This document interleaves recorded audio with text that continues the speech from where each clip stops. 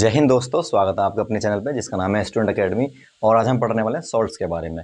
हमने इस चैप्टर में एसिड और बेस के बारे में पढ़ लिया था और आप जान चुके होंगे एसिड क्या होते हैं, बेस क्या होते हैं।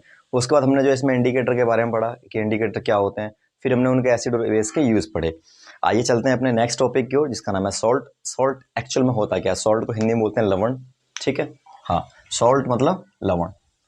सॉल्ट क्या होता है कि जब हम किसी एसिड को बेस के साथ में मिला देते हैं, जब एसिड रिएक्शन करता है बेस से, तो एक नई चीज़ बनती है जिसको हम सॉल्ट कहते हैं, ठीक है। सॉल्ट बेसिकली बहुत ज़रूरी है हमारे लिए दैनिक जीवन में। सॉल्ट के बारे में एक बात स्टार्टिंग से जुड़ी हुई है, नमक से जुड़ी हुई जो चीज़ है वो ये है कि इतिहास में बहुत पहले गांधी जी ने एक दांडी मार्च की यात्रा करी थी जब हम अंग्रेजों के गुलाम थे। तो अंग्रेजों ने सभी चीज़ों पर पाबंदी कर दी थी, तो गांधी जी ने बोला था कि भैया अब हम अपना नमक खुद बनाएंगे। तो उन्होंने एक यात्रा शुरू करी जिसका नाम दिया उन्होंने दांडी मार्च, ठीक है। तो उसमें क्या करा, उन्होंने समुद्र किनारे जा करके अपना नमक बनाया, सॉल्ट बनाया। हम उसी सॉल्ट के बारे में पढ़ेंगे, सॉल्ट को नमक कहते हैं, ठीक है। सॉल्ट के बारे में बात करें, ए salt is a compound form an acid by the replacement of the hydrogen in the acid by the metal. इनका कहने का मतलब है कि हमारे पास में कोई एसिड है, ठीक। फॉर एग्जांपल मैं आपको समझा देता हूँ। मान लो एक कॉमन हमारे पास एसिड है HCl। इस एसिड के अंदर से जो है ना, ये जो रिप्लेस्ड ऑफ द हाइड्रोजन, यानी कि इसमें से ये हाइड्रोजन जो है ये रिप्लेस होगा, ये हटेगा किसके द्वारा? एक मेटल के द्वारा, और जो बनेगा वो सॉल्ट बनेगा। फॉर एग्जांपल मैं यहाँ पे मान लो सोडियम ले देता हूँ, मैंने सोडियम लिया तो क्या होगा, इस सोडियम ने जो है इस हाइड्रोजन को यहाँ से रिप्लेस कर दिया। तो जब रिप्लेस कर देगा तो क्या बनेगा? NaCl बनेगा और H2 बाहर निकल जाएगा। तो जो ये चीज़ बनी है इसका ही नाम क्या है? इसका ही नाम है सॉल्ट, यानी कि लवण। आई थिंक आप समझ चुके होंगे सॉल्ट के बारे में। सॉल्ट मतलब एसिड, कोई भी एसिड हमारे पास में होगा, उस एसिड में से अगर एक हाइड्रोजन रिमूव हो जाएगा, रिप्लेस हो जाएगा किसी मेटल के द्वारा, तो वो बन जाएगा सॉल्ट, यानी कि लवण बन जाएगा, ठीक है।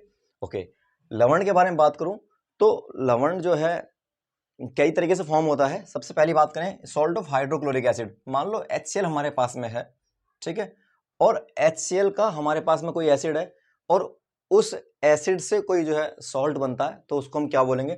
उसको हम बोलेंगे क्लोराइड्स बोलेंगे। जैसे हमारे पास में HCl था, इस HCl से सॉल्ट बना ना हमारे पास में, तो इसका नाम क्या है? Sodium chloride. समझ में आ गई बात?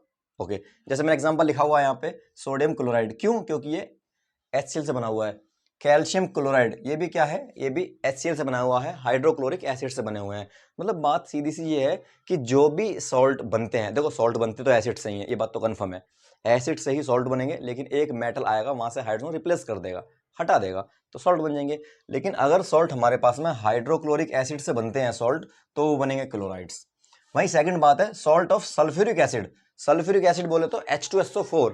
सल्फ्यूरिक एसिड के में से एक हाइड्रोजन रिप्लेस करेंगे हम, और उसके बाद जो सॉल्ट बनेगा उसका नाम होगा सल्फेट। जैसे एग्जांपल में ये है, एक सोडियम सल्फेट है, एक पोटेशियम सल्फेट है। बात समझ में आ गई? नेक्स्ट बात करते हैं salt of nitric acid.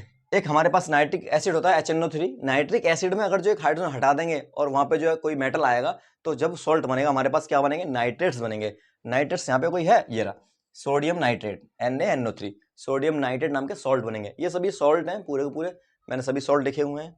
Next हमारे पास में क्या है? Salt of carbonic acid. यानी कि अगर हमारे पास में कार्बोनिक एसिड है और कार्बोनिक एसिड में से एक हाइड्रोजन हटेगा, तो जो सॉल्ट बनेगा वो बनेगा कार्बोनेट। उसका एग्जांपल कहाँ है? ये रहा सोडियम कार्बोनेट।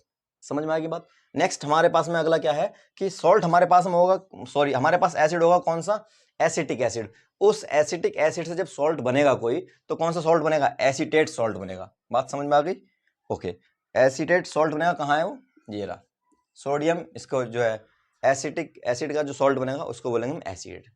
तो कहने का मतलब मेरा ये है कि क्लोराइड हो गया, सल्फेट हो गया, और नाइट्रेट हो गया, कार्बोनेट हो गया, एसीटेट हो गया, ये सभी सॉल्ट है, ठीक है। और ये बनते किससे? इनसे बनने वाले एसिड से। HCl से यानी कि हाइड्रोक्लोरिक एसिड से बनेंगे क्लोराइड सॉल्ट, सल्फ्यूरिक एसिड से बनेंगे सल्फेट सॉल्ट्स, नाइट्रिक एसिड से बनेंगे नाइट्रेट सॉल्ट्स, और कार्बनिक एसिड से बनेंगे कार्बोनेट सॉल्ट्स, और एसिटिक एसिड से बनेंगे एसीटेट सॉल्ट्स। क्लियर हो गई बात? ओके, वहीं बात करूं मैं एक थोड़ी आगे चलते हैं एसिड के बारे में, सॉल्ट के बारे में। जो सॉल्ट हमारे पास में होते हैं, सॉल्ट हमेशा कौन से कंपाउंड्स बनाते हैं? आयनिक कंपाउंड्स बनाते हैं। अब आयनिक कंपाउंड्स क्या होते हैं? वैसे तो हम इसको अगले चैप्टर में पढ़ेंगे, पर अभी मैं आपको थोड़ी जानकारी के लिए बता दूं कि आयनिक कंपाउंड्स वे होते हैं जिसमें आयंस फॉर्म होते हैं। यानी कि आयंस का मतलब है कि इसमें एक मेटल्स होगा, एक नॉन मेटल होगा। मैं इसी का एग्जांपल लेके आपको बता देता हूं। यहाँ पे ये सोडियम है, सोडियम के पास में एक इलेक्ट्रॉन एक्स्ट्रा होता है, और क्लोरीन के पास में बाहर की शेल में 7 इलेक्ट्रॉन्स होते हैं, ये अपना एक इलेक्ट्रॉन को डोनेट कर देता है तो इसके ऊपर प्लस का चिन्ह आता है, और ये एक लेता है इसके ऊपर नेगेटिव चिन्ह आता है, तो यहाँ पे आयंस बनाते हैं, और जब ये आयंस बनाते हैं तो कंपाउंड बनता है। तो ऐसे कंपाउंड जिसमें बनने के दौरान आयंस फॉर्म होते हैं उसको हम आयनिक कंपाउंड बोलते हैं। इसीलिए सभी सॉल्ट हमारे कैसे होते हैं, आयनिक कंपाउंड्स होते हैं। और इनमें एक शर्त यह है कि इसमें मेटल्स और नॉन मेटल्स के कंपाउंड पाए जाते हैं। बात समझ आ गई।